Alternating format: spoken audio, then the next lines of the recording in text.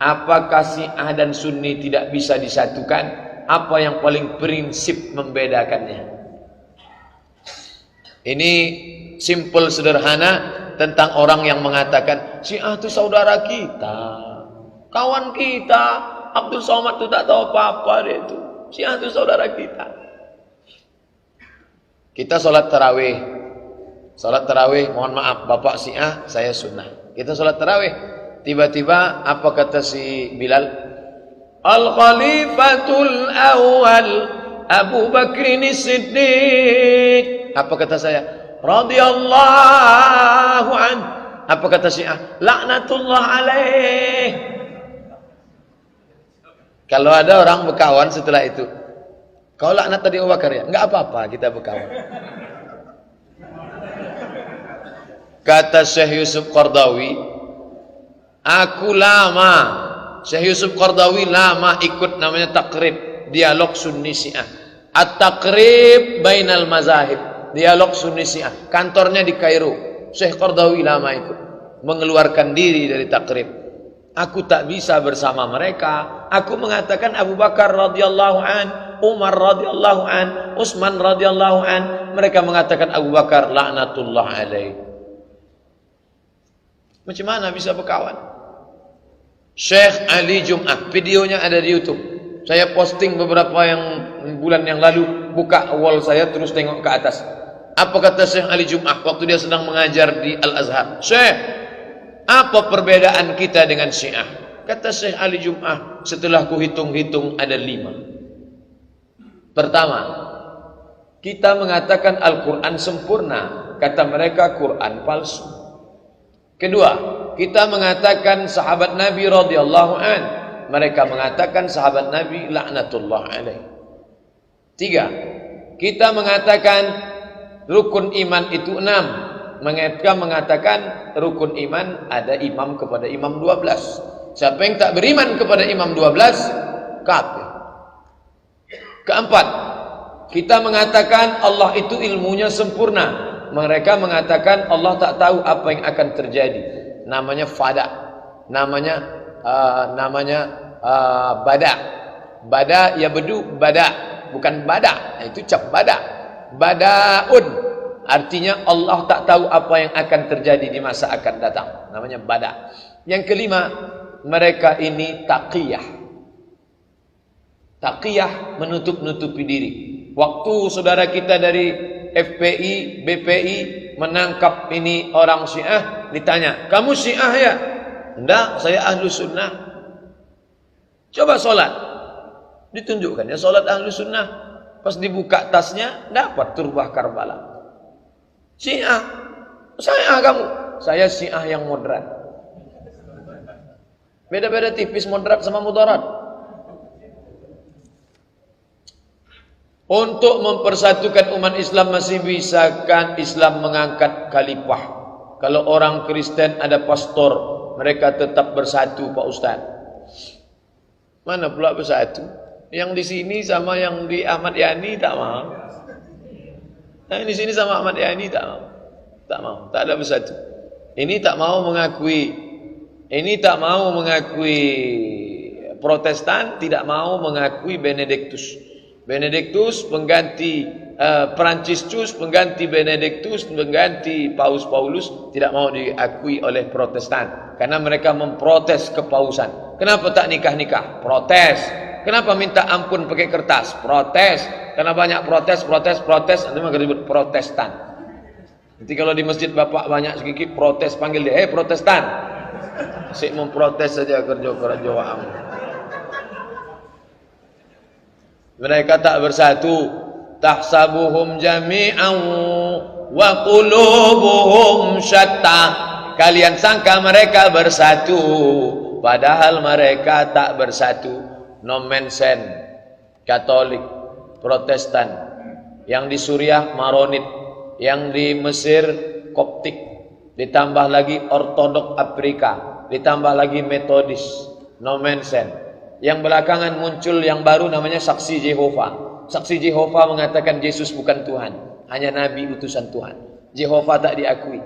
Jehovah ini dianggap murtad. Jehovah sekarang sedang terkucil.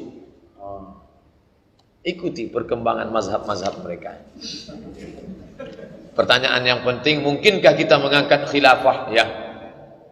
Masa dalam kitab Musnad Ahmad bin Ambal kita ini terbagi 5. Yang pertama masa kenabian, yang kedua khulafa Rasyidin, yang ketiga muncul Al-Malikul A'id, raja yang menggigit, yang keempat raja yang zalim kacau balau, yang kelima akan muncul khilafatun nubuwah. Kita ini sekarang masa yang berapa? Ini yang kacau, yang kacau. Dulu proklamasi, sekarang reklamasi.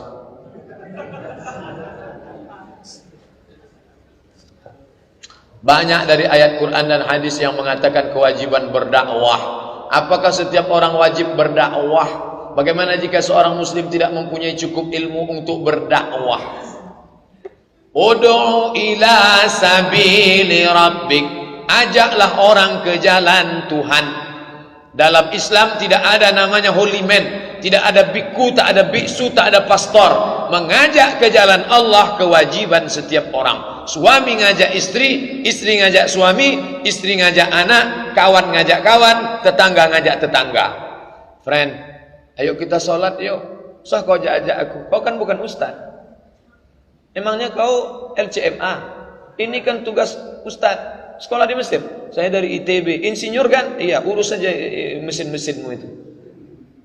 Masalah ngajak itu kewajiban bersama. Tapi masalah mengeluarkan fatwa itu alim ulama. Jadi kalau ada tetangga kawan ngajak sholat berjamaah, ngetuk pintu. Assalamualaikum Pak Haji. Waalaikumsalam. Kita sudah lama mencari nafkah nih Pak Haji. Sisakanlah waktu untuk di jalan Allah. Ayolah ke masjid. Tutup pintu. Oh, cakap kasar lagi. Ajak aja anak istrimu. Kau bukan ustaz. Siapa kamu? Baru ke India, Pakistan, Bangladesh sudah berani ngajak-ngajak saya. Ini orang meluangkan rezekinya. Mereka datang itu dengan titik puluh keringatnya, meluangkan waktunya, meluangkan kesempatan dengan anak istri berkumpul, diluangkannya itu untuk mengajak orang ke jalan Allah. Mereka sedang berdakwah. Mereka inilah yang dai.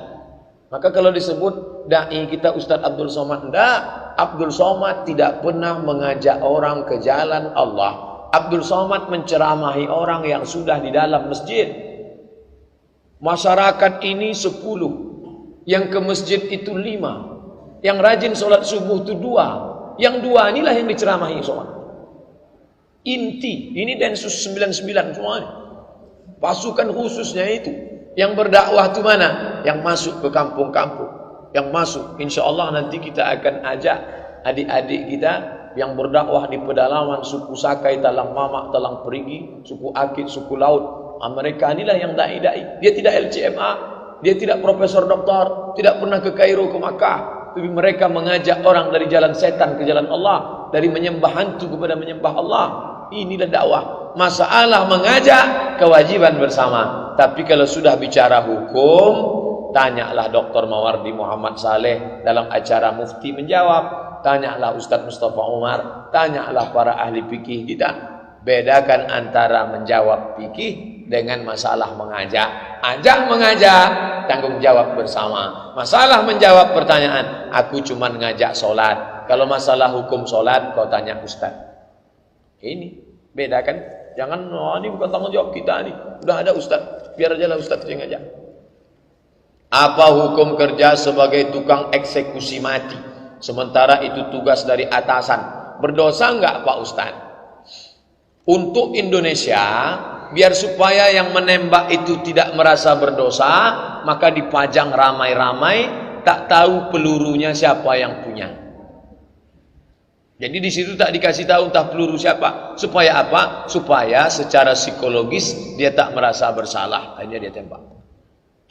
Siapa yang punya tadi? Bukan peluru aku. Aku tak tahu entah peluru siapa. Pokoknya di antara kita nih yang punya peluru. Itu secara psikologis. Tapi bagaimana dengan yang ada di Jeddah, Masjid Kisos, di Kornes, satu orang megang pedang panjang. Langsung kepala, duduknya macam duduk tasyahud awal, tangan diikat ke belakang, tengkuk menunduk. Macam batu di belakang, putus, menyembur darah, disemprot bersih. Saya menengok 3 kali, menengok. Selesai saya menengok tu balik 2 hari tak makan. Hilang selera makan. Pulang dari tempat pemotongan naik taksi, kokar, jamu panjang. Minen entah, dari mana kamu? Ana syuftu al-qisas hadha. Saya baru nengok orang qisas. Wallahi ana ma syuftu. Demi Allah saya seumur hidup tak pernah nengok. Kalau dia kokar tu kamu. Kenapa tak nengok? Tak berani saya. Berani kali kamu. Bagaimana hukum dia itu? Dia sedang menegakkan hukum Allah. Kalau dia tak ada siapa itu? Maka dia tak boleh merasa berdosa. Dia tak boleh merasa menghabisi nyawa orang lain. Psikologis dia harus dikuatkan. Maka dia itu harus diceramahi 4 mata. Kamu sedang melaksanakan hukum Allah. Kalau tidak, kalau tidak dia nanti terasa bersalah. Aku sudah membunuh, aku sudah membunuh, aku sudah membunuh. Kita kadang motong ayam aja kita tak merasa berdosa. Maka oleh sebab itu jangan merasa berdosa karena dia sudah melaksanakan kewajiban. Menembak pembunuh, orang bunuh dihukum mati, kewajiban dia. Yang halal darahnya itu siapa Pak Ustaz? 3. La ya'illu damu mri'in muslim illa bi ihda salas. Halal darah karena 3. An-nafsu bin nafsi, pembunuh pancung kepalanya. As-sayyibu zani, orang yang sudah menikah berzina, lempar pakai batu sampai mati, halal darahnya. At-tariku lidini, murtad, halal darah. Apakah makanan yang subhat haram sangat berpengaruh pada kehidupan anak yang sangat ingat dijadikan anak hafiz Al-Quran oleh orang tuanya karena orang tuanya sudah susah payah menjaga halal tapi saudara yang lain memberikan makanan yang haram? Bagaimana cara menegur saudara itu karena tak mau saudara itu tersinggung? Datuk saya dari sebelah ayah meninggal sebelum saya lahir. Sebelum saya lahir, datuk saya meninggal. Lalu kemudian tinggallah nenek saya dengan makcik-makcik saya. Pesan datuk saya dari sebelah emak saya. Datuk saya dari sebelah emak saya, Abdul Somad ini jangan kau kasih makan di rumah neneknya. Mak saya tak paham itu. Ditanyakannya ke saya sekarang. Dulu datukmu berpesan, kalau kau kubawa ke rumah nenekmu tak boleh makan di situ. Kenapalah itu agaknya ya? Saya tanya, kenapa begitu? Rupanya ada satu tanah yang belum berbagi. Dia tak mau cucuku ni nanti makan harta syubhat. Kalau dibuatkannya bubur, nasi, itu dari mana duitnya? Nanti kalau kau bawa Abdul Somad ni ke rumah dia, kau bawa nasi dari rumah, kau suapkan nasi. Jangan sampai mau makan dari neneknya itu. Karena ada tanah yang belum berbagi. Darah yang masuk ke dalam jantung disemprotkan ke otak, lalu darah haram itu masuk ke otak. 20% darah menyembur ke otak. Kalau tidak, tak sempurna, oksigen naik ke otak. Nasiyatin, ubun-ubun, kazibatin, bohong-bohong-bohong, khati'atin, dosa-dosa-dosa. Lama saya tak paham kenapa ubun-ubun bohong dosa, ubun-ubun bohong dosa. Sampai akhirnya adik-adik dari Fakultas Kedokteran jurusan otak mengundang saya. Bapak Ibu hadir acara itu, seminar otak. Ustadz, bisa kami undang seminar otak? Saya tak paham, otak-otak saya tahu. Ustadz, tentang ayatnya aja. Nanti yang menjelaskan ini dokter spesialis otak, dokter kita selalu juga hadir pengajian kita. Barulah saya mengerti, rupanya darah ini menyembur ke otak. Otak ini terbagi 4, otak muka, otak belakang, otak kanan, otak kiri. Yang berpikir itu mana? Otak muka. Darah yang haram tadi menyembur ke otak, itulah maka pikiran itu kotor. Tertulis Victor, pikiran kotor. Haram, haram, haram. Jangan suapkan makanan haram. Wa ghudhiya bil haram, ghudhiya bil haram. Setengah mati ustadz mengajar di sekolah tak masuk karena masuk haram, haram, haram. Nauzubillah. Saya sangat tersinggung. Tak perlu tersinggung. Nenek makcik saya tak tersinggung, mak saya bawa nasi tak pernah tersinggung bawa. Ini anak, karena kalian belum berbagi, ada tanah, sebagian sudah, ada satu yang belum kalian bagi. Saya sangat perhatian dengan serial India yang menjamur. Banyak orang tua gemar menonton dengan anak-anak. Bagaimana orang itu Pak Ustadz? Apakah dapat mempengaruhi akidah anak? Komplitlah sudah. nasiyatin kadzibatin khati'ah, nonton pula utaran, macam-macam namanya. Oleh sebab itu ini jangan ditonton. Bagaimana caranya Pak Ustadz? Belikan flash disk. Flash disk, isi flash disk itu mengaji saja, mengaji sama nasyid. Putarkan itu, tontonkan ke anak. Terus kalau tak boleh nonton sama sekali, dia perlu juga hiburan, ngaji anak-anak qori. Bismillahirrahmanirrahim. Itu ditengoknya. Downloadkan itu Musa banyak videonya sekarang, downloadkan. Biar itu saja ditonton. Ini. Tapi begini, ini orang tuanya mesti ikut. Tak bisa anaknya suruh ngaji, kamu tonton ini ya, mama mau nengok ini sebentar. Oh, tak bisa gitu. Dia harus sama tontonannya. Dia macam bentuk memandikan kudo, bukan macam memandikan beruk. Kalau beruk ikat tali suruh dia mandi. Tidak, kalau kudo ikut kita sama. Pak Ustaz, bagaimana tauhid yang dibagi rububiyah, uluhiyah, asma wa sifat? Ini pembagian Ibnu Taimiyah. Kata dia rububiyah, uluhiyah, asma wa sifat. Menuhankan rububiyah, Allah yang mencipta, Allah yang memberi rezeki. Uluhiyah itu Allah saja yang disembah. Asma wa sifat, namanya hanya nama-nama Allah, tak boleh nama yang kita buat-buat. Ini yang membagi ini Ibnu Taimiyah. Ijtihad dia ini ditolak oleh Asy'ari. Ini konflik anak Asy'ariyah dengan Ibnu Taimiyah. Saya Asy'ariyah, saya tak membagi rububiyah, uluhiyah, asma wa sifat. Bagaimana orang yang meyakini Allah duduk di atas aras? Kafir. Allah di mana? Allah duduk di atas aras macam Abdul Somad duduk di atas. Kafir. Ayat yang mengkafirkannya mana? Dua. Laisa kamislihi syai'un. Allah tak sama dengan apapun. Ayat yang kedua, walam yakul lahu kufuwan ahad. Ustaz udah bahas dalam tertulis. Sudah. Mana dia? Dalam buku 37 masalah populer, dalam judul memahami ayat-ayat mutasyabihat. Ar-Rahmanu 'alal arsy istawa. Allah duduk di atas aras. Baca, pahami baik-baik. Sudah saya tulis. Baca pelan-pelan. Besok hari libur, fokuskan satu hari untuk memahami Ar-Rahman 'alal arsy istawa yang saya tulis dalam 37 masalah populer. Pak Ustaz, saya seorang muslim karena menikah dengan seorang muslim. Muslim sama muslim tak boleh nikah.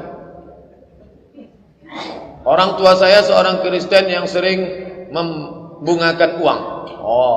Bank keliling, kredit. Setelah dia meninggal, uang orang tua saya ada 9 miliar di bank. Hasil dari membungakan uang. 5 bersaudara, dibagilah uang itu masing-masing. Bagaimana cara saya untuk membersihkan uang riba? Karena saya sudah muslim Pak Ustaz. Uang orang kafir halal. Yang haram itu uang orang Islam. Itulah enaknya jadi anak orang kafir. Kalau bapak dikasihnya halal. Bapak 2 miliar, boleh. Bapak mau keluarkan zakatnya. Keluarkan zakatnya, habis itu pakailah. Saya tak mau pakai. Halal. Illa ma qad salaf. Kecuali yang sudah salaf. Salaf itu artinya zaman dulu. Waktu Abu Bakar, waktu orang kafir itu masuk Islam. Apakah ketika orang kafir itu masuk Islam dikatakan Nabi, hai orang kafir, semua harta yang riba dulu bakar? Tidak. Semua harta orang kafir pencariannya waktu Islam, setelah dia masuk Islam tidak disuruh Nabi bakar. Karena dia ulang dari nol, dosanya saja bersih, tapi hartanya itu tidak diulang dari nol. Mana hadisnya bahwa Nabi menyuruh orang kafir yang masuk Islam semua hartanya? Maka harta dia itu kalau mereka membagi bapak, tak marah dia bapak masuk Islam, maka halal itu bagi bapak. Sedekahkan, keluarkan zakatnya, infak, wakaf, sedekah. Kalau zakat mal boleh tak kita berikan kepada anak yatim yang susah dan orang yang tak punya penghasilan?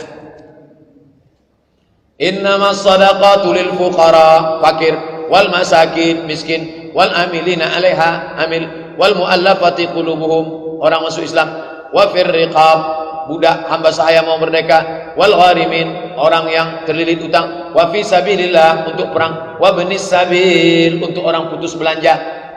Ada anak umur 5 tahun, 10 tahun sekolah, bapaknya meninggal, susah, kita kasih dia, bukan karena yatimnya, karena susahnya. Kalau dia tak ada income sama sekali, fakir, ada income, dia jual koran, kerja di dosmer, cuci mobil, ngamen, maka dia miskin. Ada income tapi tak mencukupi kebutuhan, maka dia masuk dalam asnaf fakir miskin. Kasihlah. Bagaimana hukumnya merayakan ulang tahun pakai lilin seperti orang-orang barat? Man tashabbaha biqaumin, siapa yang ikut-ikut tradisi suatu kaum, fahuwa minhum, maka dia bagian dari tradisi kaum tersebut. Ustadz pandai ceramah, memangnya Ustadz tak pernah tiup lilin? Pernah. Saya pernah tiup lilin waktu mati lampu. Saya hidupkan lilin, habis itu saya tiup. Tapi saya tak meminta. Yang haram itu dimintakanlah doa untuk setahun akan datang. Tiup nak, kata maknya, tiupnya. Kau minta apa? Laptop. Bulan depan maknya ulang tahun. Tiup ma, kata suaminya. Mama minta apa? Tas kulit. Bulan depan suaminya pula ulang tahun. Tiup pa. Papa minta apa? Bini. Baru tahu. Man tashabbaha biqaumin, siapa yang ikut-ikut tradisi suatu kaum, fahuwa minhum, maka dia bagian dari kaum itu. Bagaimana di akhirat nanti? Wa usyira yaumal qiyamati ma'ahum, nanti di akhirat dia akan dibangkitkan bersama kaum tersebut. Yang menyembah api itu siapa? Majusi, Cina, Konghucu, menyembah api. Maka nanti di akhirat jangan heran dia dibangkitkan bersama Jet Li, Jackie Chan, Chow Yun Fat dan macam-macam. Jangan ajak anak-anak kita. Anak ustadz, anak saya, anak adik saya tak boleh. Anak orang lain yang saya bisa ceramahi saya kasih tahu. Anak saya, anak adik saya, anak keponakan saya tak boleh tiup-tiup lilin. Saya tanggung jawab di hadapan Allah SWT. Maka keponakan saya udah sekian tahun tak boleh. Jangan, tak boleh tiup-tiup lilin. Di beberapa tempat ada yang menganggap bahwa ada hari-hari, bulan-bulan yang tak baik, bahkan dilarang melakukan acara pernikahan. Misalnya bulan Zulqa'dah, semua bulan baik, semua hari baik, nikahlah.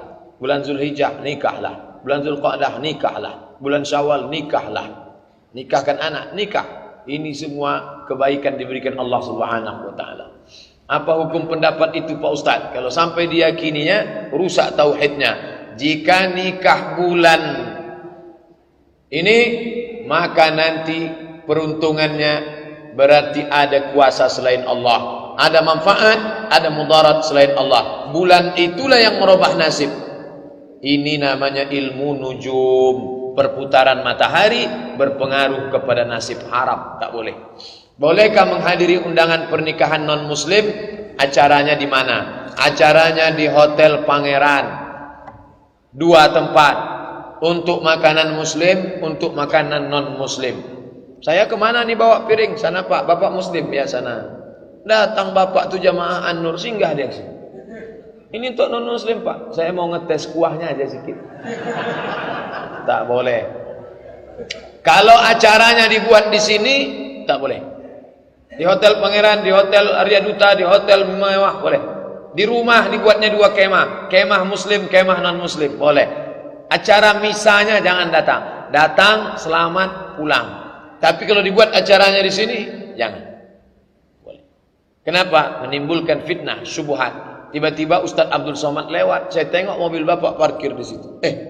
Bapak ini kadang-kadang di An-Nur, kadang-kadang di sini pula dia nih.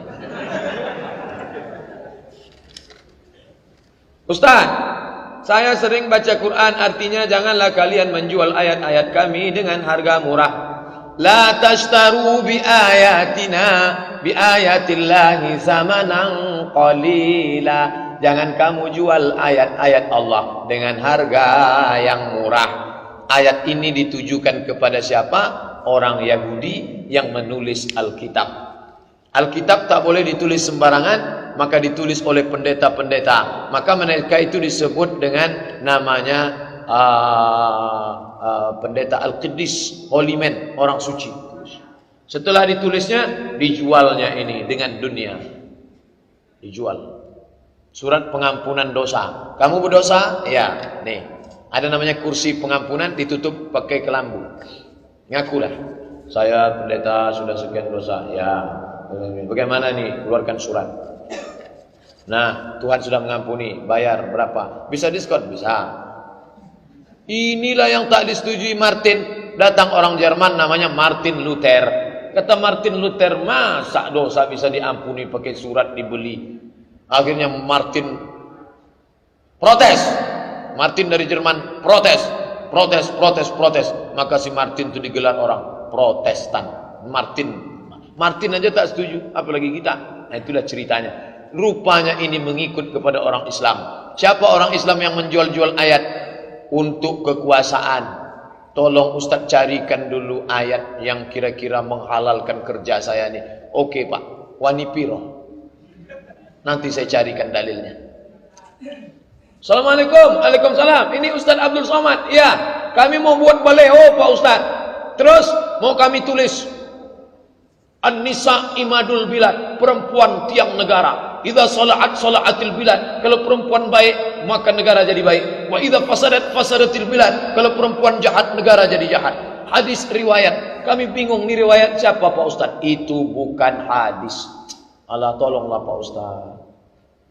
Ini penting untuk calon anggota legislatif kita. Itu bukan hadis. Tapi ada ustaz yang mengatakan hadis. Cantik dia. Itu bukan hadis. Sampai mati kalian cari di kitab tak akan ada. Itu bukan hadis. Itu tak siapa yang buat-buat. Kalau saya mau jahat, itu ada tuh dalam kitab sunnah. Kalian bayar aja sama saya agak 10 juta. Nanti saya carikan insyaAllah. Itulah yang menjual-jual ayat Allah Subhanahu Wa Taala. Jangan kau jual dengan harga yang murah. Seberapapun harga di dunia ini murah. Kenapa? Karena di akhirat akan ada balasan. Khairum minad dunya wa ma fiha, lebih baik daripada dunia dan isinya. Apakah dibolehkan kita bermain trading saham? Apapun nama transaksinya, sampai akhir zaman nanti terus mengalami perkembangan pesat. Maka kalau selamat dari 3 halal, tidak ada ghish, tipu, tidak ada zulm, aniaya, tidak ada gharar, gambling, ketidakpastian, halal. Kalau ada ghish, ada zulm, ada gharar, haram. Pikirkan sendiri, renungkan sendiri, ada tak yang 3 itu? Kalau ada, haram. Mustikah 3-3-nya? Tidak, ada saja 1. Gharar, gambling, ketidakpastian, ghish, tipu, zulm, aniaya, haram. Anak saya sudah meninggal dunia, innalillah. Ayah saya sudah meninggal dunia, innalillah wa inna ilaihi. Ibu saya masih sehat, alhamdulillah. Punya tanah, dapat dari warisan orang tuanya. Ibu saya masih sehat, punya tanah, dapat dari warisan orang tuanya. Tanah tersebut kemudian dibangun ayah saya rumah. Paham? Tanah punya ibu, rumah punya ayah. Apakah tanah dan bangunan tersebut menjadi warisan buat kami sebagai anak-anaknya? Tanah itu tetap punya almarhumah ibu. Karena orang menikah hartanya tidak otomatis berpindah. Jangan katakan ketika kita nikah sama istri kita, lalu kita katakan, Adinda, sejak hari ini kau adalah istriku dan aku adalah atasanmu, maka semua hartamu yang kau dapat dari bapakmu, datukmu, moyangmu itu semua sudah punya aku. Ajarkan anak-anak perempuan kita, kalau kau nikah nak, hartamu tidak jadi harta suamimu, harta masing-masing. Oleh sebab itu tanah itu punya ibu yang masih hidup. Rumahnya, nah itu terserahlah bagaimana. Mana bisa kami jual rumah tak? Musyawarah, jangan berkelahi. Wa amruhum syura bainahum. Duduk bersama, duduk. Saya diundang, Ustadz datang ke rumah kami, insya Allah datang. Saya sangka undangan kenduri makan-makan, rupanya 2 kelompok mau berkelahi masalah harta warisan. Sudah siap mau menerkam nih. Mereka cuma ngundang wasit aja di situ.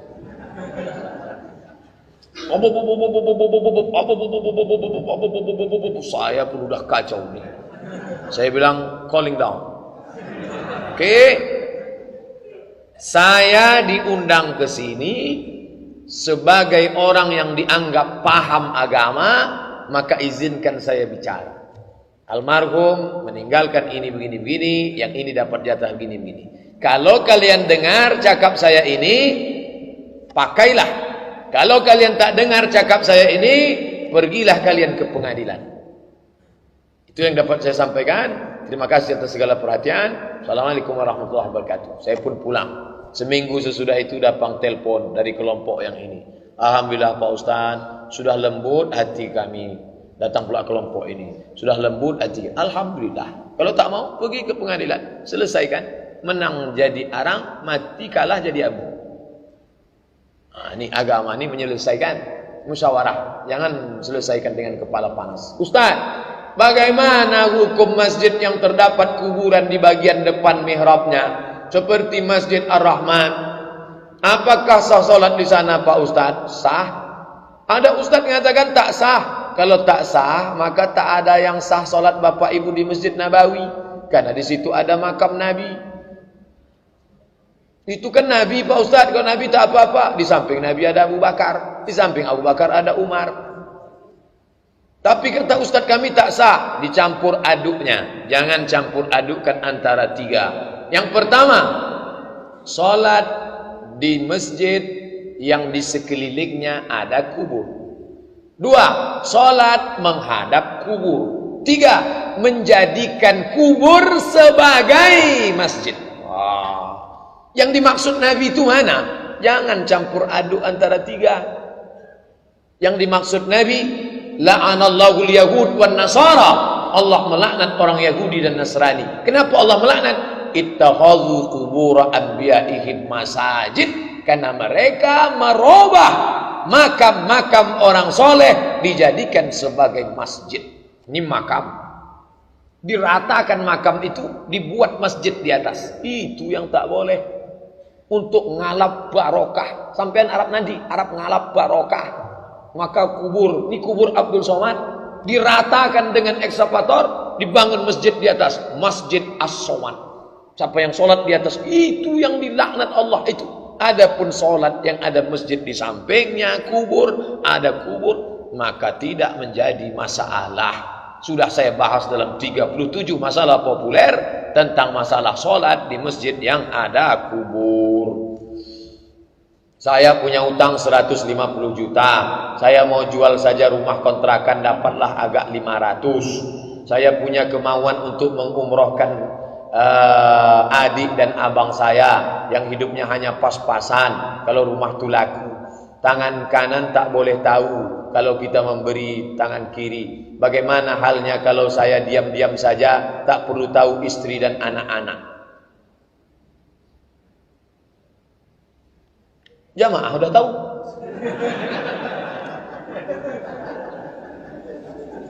Ini masalah berumah tangga ini. Istri itu macam tulang rusuk yang bengkok. Kalau bapak paksa, nanti dia patah. Kalau bapak ikut, bapak jadi bengkok. Berapa banyak orang bengkok gara-gara bini bengkok. Tak bisa menolong saudara bengkok. Maka dudukkan bersama. Seorang ibu datang kepada anaknya, nak, aku tak ada beras mau masak di rumah, nak. Tolonglah aku kasih duit. Mak mau minjam berapa? 100.000. Tunggu ya mak, aku tanya istriku dulu. Ini kalau ada anak macam ini, kasih tahu ke saya, biar saya pukul kepalanya. Ini tak cocok diceramahi lagi. Emaknya yang mengandung dia 9 bulan 10 hari, meregang nyawa mak itu melahirkan dia. Mau ditanyanya pula bininya dulu yang jumpa dia setelah umur 25 tahun. Entah anak siapa dia, entah dia anak siapa. Hanya diikatkan dengan akad aku terima nikah dengan mahar sebentuk cincin emas tunai. Oh, ini orang tak mengerti. Ustaz ini marah karena ini atau marah karena belum sarapan pagi? Jadi anak perempuan ibu kasih tahu dia, anakku, kau nanti jadi istri orang, kau ikut dia, tapi dia itu ikut maknya. Kalau sesuai dengan tuntunan syariat Islam. Anakku, kau punya 5 hak nak. Apa hakku mak? Suamimu wajib memberi kau 5. Makan, pakai, tempat tinggal, perhatian, pendidikan. Makan, pakai, tempat tinggal, pendidikan, perhatian. Masalah dia mau membelanjai orang tuanya, hasil dari usaha dia, itu bakti dia nak. Tak usah kau urus-urus. Itu disampaikan ke anak perempuan kita. Anak laki-laki kita juga didudukkan. Kau jangan diam-diam, kau mesti bicara. Ada namanya akhlak. Ini tak bisa disampaikan pada nasihat pernikahan. Petantun, petatah, petiti, pantun, petatah, petintih dari jam 7 Ustaz Somad itu datang sampai jam 9. Akhirnya barulah masuk. Jumpa itu ini segala macam kata sambutan habis.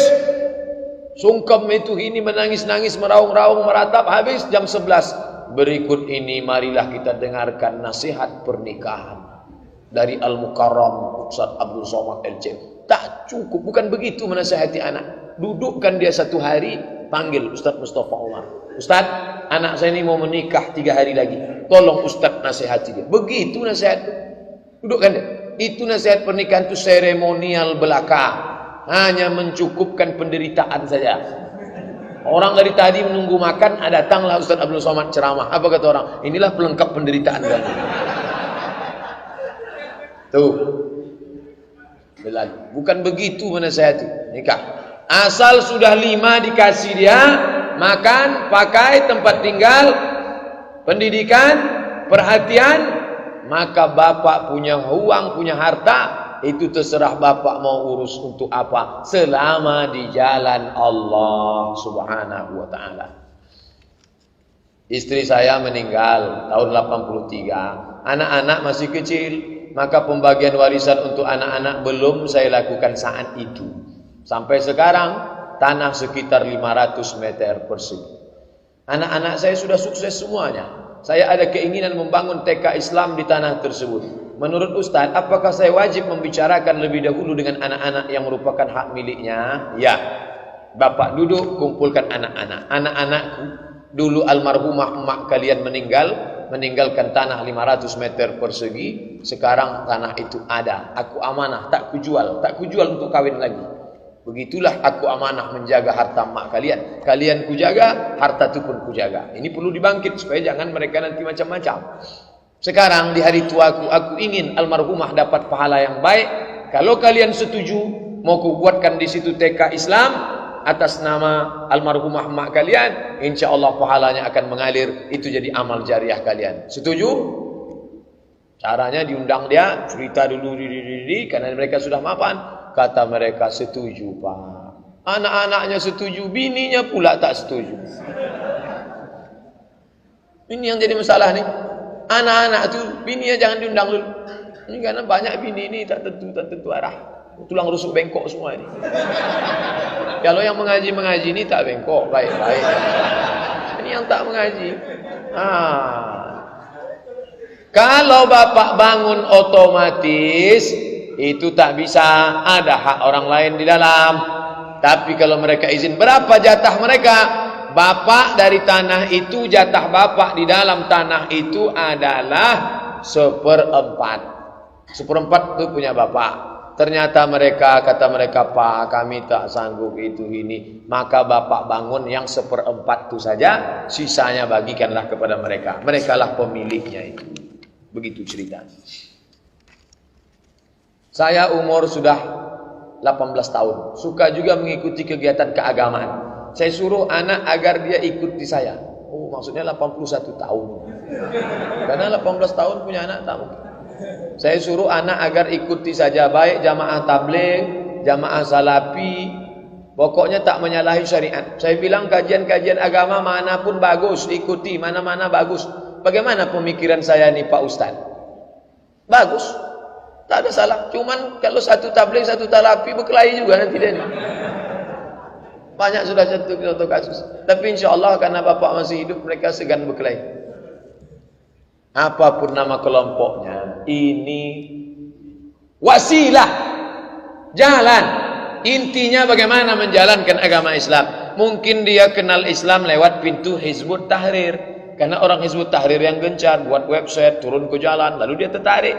Dia kenal Islam lewat PKS, dia kenal Islam lewat jamaah tabligh. Dulu waktu dia sedang mabuk-mabuk, Ustaz Somad tak pernah menceramahi dia. Tiba-tiba datang jamaah tabligh pakai sorban. Dia sedang mabuk berat ini, hidungnya bau narkoba. Datang jamaah tabligh, disumbat minyak wangi ke hidung. Pukulnya tatunya, mau kemana kamu? Mau masuk neraka ya? Tobat dia, itu pintu masuknya saja. Pintu masuknya. Setelah itu dia pun tobat nasuha, baik. Jangan bersikut-sikut di jalan. Kamu tadi ke Masjid Agung An-Nur naik apa? Naik motor, sampai. Naik mobil, sampai. Naik sepeda, sampai. Saya tadi naik pesawat pula. Jauh dari luar kota. Sampai. Itu jalan. Jangan bersikut-sikut di jalan. Berkelahi di jalan. Intinya sampai ke masjid melaksanakan syariat Islam. Selama jalan itu masih ahlus sunnah wal jamaah. Tapi kalau sudah jalan khawarij, jalan syiah, jalan mu'tazilah, keluar dari ahlus sunnah wal jamaah. Sewaktu saya masuk kerja dulu, mau tak mau harus memberikan uang untuk diterima karena ketatnya persaingan. Saya sudah bekerja belasan tahun, prestasi bagus, membuat saya punya jabatan. Saya hanya berpikir-pikir bagaimana caranya agar kehidupan keluarga di akhirat nanti. Apakah bisa bersih hidup keluarga saya jika saya melakukan sholat taubat dan sering-sering mengikuti majelis ilmu di masjid-masjid atau musola. Cerita masuknya dulu gimana? Misalnya penerimaan CPNS. Yang mau diterima ini syaratnya IP-nya harus 3,7 dan harus sarjana teknik sipil. Tiba-tiba masuk IP 3,5 dan bukan teknik sipil. Bisa lulus karena menyogok 100 juta. Ini haram. Tak ada tawar-menawar. Haram, haram, haram. Karena dia sudah menyingkirkan si teknik sipil. Sebetulnya ada 3,7 situ. Tercampaklah dia. Tapi dia orangnya cerdas. Dia entrepreneur. Lebih kaya pula dia dari PNS. Rezeki tak berpintu. Kalau begini modelnya haram. Yang model tak haram itu gimana? Syarat teknik sipil. Memang ijazah teknik sipil. Syarat IP 3,7. Memang sudah 3,7. Mesti menghonor 5 tahun. Memang sudah ada ijazah honor 5 tahun. Tiba-tiba waktu melamar, apa kata si penjaga? Kamu serahkan 5 juta. Kalau tak kamu serahkan, saya tak kasih. Nah, itu boleh dia kasih 5. Kenapa? Dia mengambil hak dia. Itu tak haram. Tapi penjelasan ini mesti dengar baik-baik. Kalau tidak nanti muncul isu Abdul Somad menghalalkan korupsi. Menghalalkan sogok menyogok. Ar-Rashi wal Murtashi finar. Tengok dulu kasusnya. Memang IP dia 3,7. Memang dia sudah menghonor 5 tahun. Memang dia sudah sarjana teknik sipil. Hanya saja si penjaga ini mengatakan, ini gulai, dia suka pegang sendoknya. Ini punya kamu memang.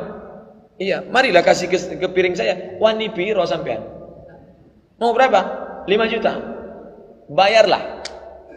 Itu tidak menghalalkan yang haram. Itu mengambil hak punya dia. Kalau begitu kasus bapak dulu bisa ditebus dengan sholat sunat taubat. Tapi kalau kasusnya macam pertama, itu tak ada tawar-menawar. Resign dari situ, keluar dari situ, buka usaha baru. Kalau tidak, terus berlanjut dalam haram. Ini tolong penjelasannya jangan di-cut, jangan dipotong. Nanti muncul fitnah. Abdul Somad dah banyak betul fitnah. Capek dah mikirkan. Saya belum pernah melakukan sholat istikharah. Karena saya masih bingung untuk memperkirakan bagaimana tanda-tanda yang harus dipilih nantinya. Tolong Pak Ustaz. Sholat sunat 2 rakaat. Niatnya tolong kasih aku signal ya Allah. Mana yang mau kupinang ini? Yang satu kaya tapi muka pas-pasan. Yang satu cantik tapi biasa-biasa saja. Allah. Kata Pak Ustadz nanti ada getaran. Mana yang nampak kau bergetar? Dahlah Pak Ustadz, dua-duanya bergetar. Di saat tenang, dalam tak ada signal. Kalau kepada Nabi namanya wahyu. Kalau kepada orang namanya ilham. Apa itu ilham? Isyaratun khafiyatun yuqzafu fi qalbi abdi. Satu isyarat yang halus masuk ke dalam hati hamba. Tak bisa pada saat ramai, pada saat tenang suruh datang. Tanya pendapat orang, garis kertas ini 2, garis 2. Plus minus. Kalau aku putuskan ini untung. Ini rugi-ruginya. Sekarang aku bingung, aku mohon petunjukmu ya Allah. Allah akan berikan. Janji Allah. Nabi berjanji, kalaulah itu tak ada, berarti Nabi pembohong. Kalaulah itu tak ada, berarti batal ayat. Walladzina jahadu fina. Orang yang bermujahadah mencari jalan kami. Lanahdiyannahum subulana. Kami akan menunjukkan jalan kami. Tinggal 1 lembar lagi. Karena rumah saya dekat musola, maka saya melakukan sholat rawatib selalu di rumah. Kadang-kadang ada juga terjadi menjelang sampai di rumah, angin keluar, saya ambil wudhu lagi. Apakah boleh Pak Ustadz? Sholat sunat rawatib di rumah bagus. Nabi sholat sunat rawatib di rumah. Jarak rumah Nabi ke mimbar 25 meter. Ini mimbar, jalanlah 22 meter. Oh, 22 meter itu rumah Nabi. Kalau ada rumah bapak 22 meter dari mimbar, sholat lah. Atau dia dekat pakai sepeda motor atau naik sepeda atau jalan kaki cepat, sholat sunat rawatib. Abdul Somad sholat sunat rawatib kalau masjid dekat rumah, saya di rumah. Kadang-kadang saya di masjid. Menjelang sampai di rumah, rawatib selalu di rumah. Kadang-kadang ada juga terjadi menjelang sampai di rumah angin keluar, saya ambil wudhu lagi. Ya boleh, rawatibnya di rumah, habis itu ambil wudhu lagi. Jangan menahan kentut. Tahan kentut sampai biru muka menahan kentut. Jumpa sama kita pun belain wajah bapak ini. Adalah Pak Ustaz. Saya bekerja sebagai manajer di perusahaan BUMN. Uang gaji, bonus dan lain-lain halal. Saya pergunakan untuk makan, sekolah anak-anak, buat rumah, investasi dan lain-lain bermanfaat dunia dan akhirat. Alhamdulillah. Sementara saya mendapatkan banyak uang juga dari kiri kanan. Setidak-tidaknya agak kelabuan lah Pak Ustaz. Kelabuan. Yang saya pakai untuk hal-hal yang konsumtif saja. Saya rencana sudah mau berangkat haji 2 tahun lagi. Sesuai porsi yang saya pergunakan jelas dari gaji dan bonus. Saya tanya, bagaimana hukum syariat agama dengan posisi saya di atas tadi? Apakah dibenarkan Pak Ustaz? Tetaplah bekerja di situ, ambillah yang halal-halal saja. Adapun yang abu-abu tadi, kalau bisa tak diambil, tak usah ambil. Tapi kalau atasan maksa, ambillah. Kalau tak kamu ambil, ini akan dikembalikan kemana? Ke negara, tak jelas itu, ini segala macam. Ambil saja. Tapi jangan bawa pulang ke rumah. Letakkan ke panti jompo, panti yatim, anak susah, fakir miskin, janda-janda tua. Janda muda jangan. Yang tua-tua. Silakan. Nah ini niatnya bukan niat sedekah. Ingat, niatnya bukan niat sedekah. Tak bisa bersedekah dengan uang haram, uang subhat. Niatnya mengembalikan uang umat kepada umat. Umat ini yang punya, ini umat ini, Pemprov ini yang punya, dikembalikan kepada umat. Hadhihi ummatum ummatakum, idhi ummatukum ummatan wahidah. Inilah ujian yang berat. Ujian menahan makan puasa banyak tahan. Ujian mendengar pengajian banyak, tapi ujian duit kanan kiri abu-abu tadi berat luar biasa. 100.000 Pak Ustaz, haram. 10 juta haram. Serahkan ke lembaga yang dinikmati orang banyak. Terima kasih perhatian Bapak Ibu, mohon maaf atas segala kesilapan. Subhanakallahumma wa bihamdika asyhadu an la ilaha illa anta astaghfiruka wa atubu ilaik. Wa sallallahu ala sayyidina Muhammad wa ala alihi wa sahbihi wasallam walhamdulillahi rabbil alamin. Assalamualaikum warahmatullahi wabarakatuh.